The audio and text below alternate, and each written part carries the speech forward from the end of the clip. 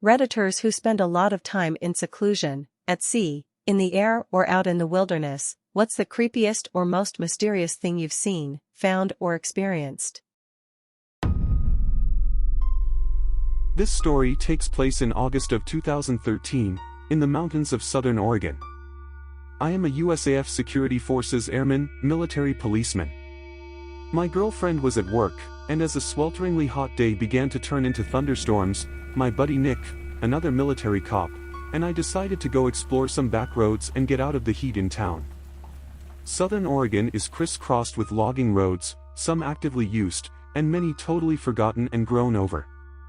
Nick and I spent many of our days off starting on roads that we knew, finding roads we didn't know, driving for hours into the mountains, eventually navigating back to paved roads.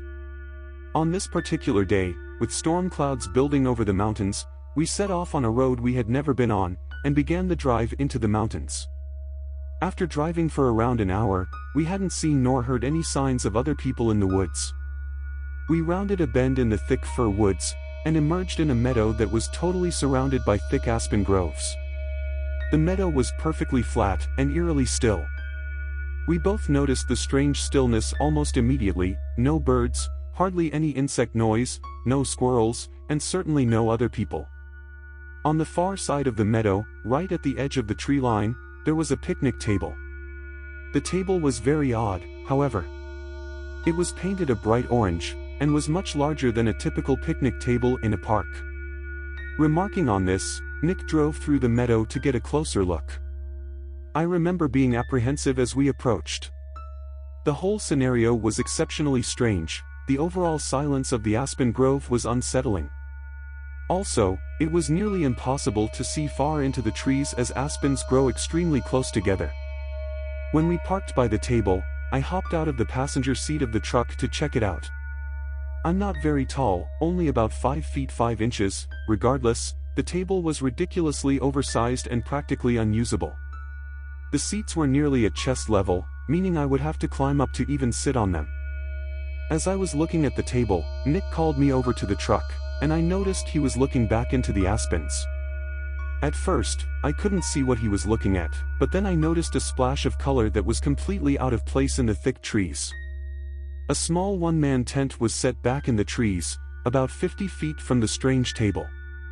I had an initial feeling of dread, and felt certain that there was someone in the tent, and if we could see the tent, they could see us. There were no campgrounds in this area, no people, no main roads for miles. Surely someone camping so remotely would be, at the very least, a strange person. However, as we observed the tent, we didn't see any movement or hear any sounds coming from it. Nick suggested I call out. I didn't want to, but I did. "Hey! Anyone in there?" I yelled. No reply. Feeling completely on edge, Nick and I thought about driving away and leaving this strange area. But we began to fear the worst. What if there was a body in the tent? What if somebody had gotten kidnapped? Foolish, I know, but we thought it, all the same. After some debate, we decided to have Nick turn the truck around to drive away from the camp. Should we need to leave in a hurry, he would be waiting behind the wheel. With my heart pounding, I started walking through the trees towards the tent. I was totally keyed up with my senses on full alert. When I reached the campsite, several things struck me as odd. Backpacks were scattered all over. No fire had been built, no wood collected. The tent was literally full of backpacks and women's clothing. Full of dread, I turned to leave and tell Nick what I had seen. As I left, I heard Nick start yelling, "Let's go! Let's get the fuck out of here!" Not knowing why he was yelling, I ran back to the truck. When I broke out of the trees, I saw a beat-up old Ford Taurus on the road, blocking us from leaving the meadow. I immediately leapt into the passenger seat, and Nick floored the gas pedal. The car was occupied by 2 men, a third person was laying against the window in the back. As we drove across the meadow, the driver attempted to block us from the road, but Nick drove around them and accelerated the way we had come from. I looked back and saw the car attempting to turn around on the narrow road. Nick drove like a madman, and though I was honestly terrified that they would catch up, We hit the highway without seeing the car again. I still do not know if the person in the back was male or female. I called the state police, and they promised to send a trooper out to check out the scene.